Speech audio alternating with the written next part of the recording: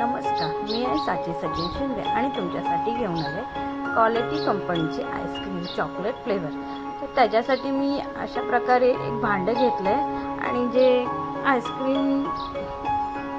आईस्क्रीमचं जे पावडर होती ती घेतली होती आणि मी आता ते अर्धा लिटर दूध एका टोपामध्ये ओतून घेणार आहे आणि मग नंतरला त्याला मी गॅसवर गरम करणार आहे। ॲक्च्युली गरमी म्हटलं तर काहीतरी थंड खायचं म्हणून मी आईस्क्रीम बनवायचं म्हणजे माझ्याकडे होतं म्हणून मी आईस्क्रीम बनवते। तर तुम्ही पण असं घरी बनवू शकता आणि हे 60 रुपयाला पॅकेट आहे। तुम्हाला हे फ्लिपकार्टवर काहीतरी 26 रुपयापर्यंत भेटेल। तर मी ते दूध घेतलं होतं तर त्याच्यामध्ये ती पावडर टाकली आणि गॅसवर ठेवलं आणि तोपर्यंत आपण दुधाला कशी उकळी नाही आणत तोपर्यंत मी गरम केलं, म्हणजे एक उकळी येऊनच द्या कारण की कच्चं नको राहायला। मग मी चांगली अशी 1-2 उकळ्या आणून दिल्या, मस्त असं उकळी येत होती। दूध नको वरती पडायला, म्हणजे आपण लक्ष द्या कारण की दूध वरती आलं तर हे पूर्ण आपलं ओतून जाईल। मग तिथे 2 मिनटं, जास्त वेळ नाही लागत, फास्ट गॅसवर केलं तर पटकन होतं। मग मी त्याच्यामध्ये ते टाकून मी मिक्स करून घेतलं आणि चांगली असं कड येऊन दिला, जसं दुधाला उकळी आणून देतं तसं।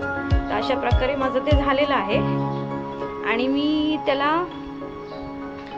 एका टोपामध्ये ठेवून, म्हणजे त्याला थंड केलं आणि एका टोपामध्ये ठेवून मी फ्रीजमध्ये ठेवलं आणि त्याला मी कमीत कमी 6 तासाने बाहेर काढलं आणि नंतरला बघा अशा प्रकारे माझं बर्फ तयार झालेला। आपण फ्रीजरमध्ये ठेवलेला असं बर्फ होतं। मग मी त्याला थोडंसं हे होऊन दिलं, वितळून दिलं।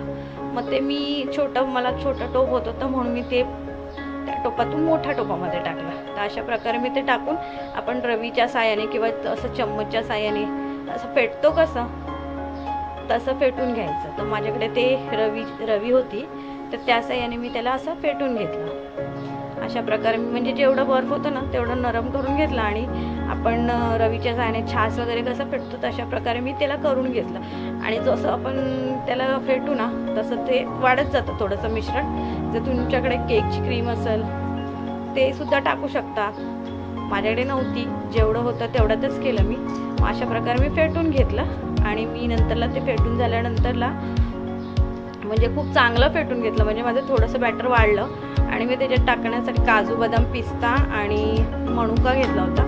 थोडंफार मी त्याच्यामध्ये किसून टाकलं आणि थोडंफार मी नंतरला जेव्हा आईस्क्रीम बनल ना त्याच्या आधी मी त्याला काढून घेणार आहे, नंतरला ते तेव्हा पण टाकणार आहे। मग मी एक डब्बा घेतला होता त्याच्यामध्ये मी ते ओतून घेतलं अशा प्रकारे आणि ते झाल्यानंतरला त्याच्यामध्ये मी मनुके असे तोडून टाकले, काजू वगैरे असं तोडून टाकले, थोडेसे कापून टाकले, किसून टाकले, म्हणजे जसं तुम्हाला टाकायचं तसं टाका। अख्खं टाकलं तरी चालेल पण मी अर्धे टाकले म्हणजे सगळ्या आईस्क्रीममध्ये मिक्स व्हायला पाहिजे। तर अशा प्रकारे मी टाकले वरूनच।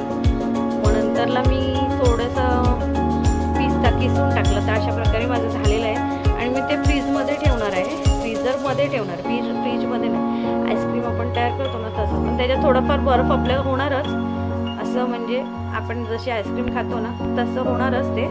तर अशा प्रकारे मी त्याच्यामध्ये काजू वगैरे टाकून घेतलं आणि नंतरला मी थोडंसं, माझ्याकडे सब्जा होता, सब्जा पण गरमीमध्ये प्यायला तर खूप चांगलं आहे, मग मी त्याच्यात थोडं टाकून दिलं। मी भिजत ठेवलं होतं सब्जा आणि सब्जा 10 मिनिटात लगेच फुलतो। तर अशा प्रकारे माझं झाल्यानंतरला मी आईस्क्रीम जे आपण ठेवतो त्याच्यामध्ये मी टाकून घेतलं आणि मी संध्याकाळी पुन्हा काढलं 6 तासाने काढलं, 8-8:30 वाजता काढलं मी आणि नंतरला माझी आईस्क्रीम झाली होती। मग थोडीफार आम्ही खाल्ली आणि अर्धा डब्बा आम्ही नंतरलासाठी म्हणजे याच्यामध्ये 2 टायमात खाऊ एवढी आईस्क्रीम होते। तर अशा प्रकारे मी आमच्या दोघांना काढून घेतली। थोडंसं माझं ते मेल्ट राहिलं होतं, जेवढं मला आईस्क्रीम सारखं दिसलं तेवढं मी काढून घेतले। तर अशा प्रकारे माझी आईस्क्रीम झालेली आहे, माझ्या मिस्टरांना दिली खायला, ते खूप असं मस्त खात होते, त्यांना आवडली होती। मला बोलतात अजून दे, म्हटलं अजून जमा झाली नाही, जेवढी झाली तेवढी मी तुम्हाला दिली। तर त्यांना खूप आवडली होती ती, मग खूप छान झाली होती। तुम्ही पण बघा करून, खूप सुंदर वाटत होती ती बघा। जर तुम्हाला आवडली असेल तर लाईक शेअर नक्कीच करा आणि सोपीच आहे, जास्त काय अवघड नाही आहे। लाईक शेअर नक्कीच करा, माझा व्हिडिओ बघितला